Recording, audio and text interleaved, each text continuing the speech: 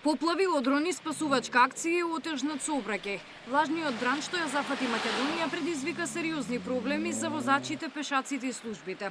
Повик за спас на две лица заглавени во автомобил рано утрово била првата работна задача за пожарникарите во Старо Нагоричане. Спасувачката акција резултирала успешно.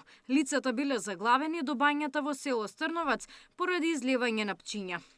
Из Скопје 8 на подтемни облаци. Сител направи обиколка. Дел од улиците претворени во вештачки езера.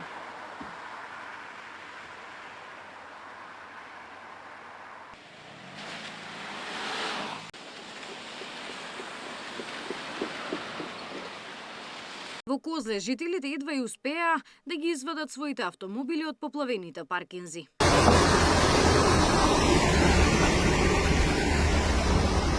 Службите во Центарот за управување со кризи имале полни раце работа. Во источниот регион има слаби врнежи и ситни одрони, но без поголеми последици.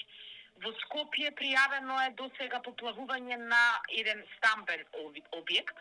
Во Старо Нагоричане реката Пчиња излегла околу 20 сантиметри над коритото на неколку локации, без зафатени куќи, а се расчистува на собраната дрвена маса кај Коински мост.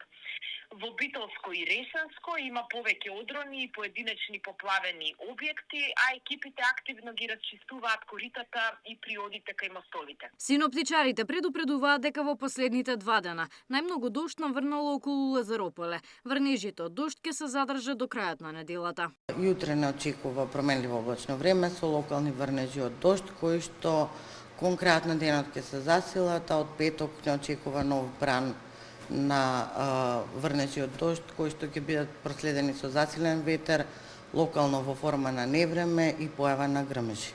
Поради обилните дождови кои што ја зафатија државата, значително е зголемен водостојот на реките, особено на Вардар. Токму поради ваквите причини властите препорачуваат внимателно движење покрај реките и езерата во државата.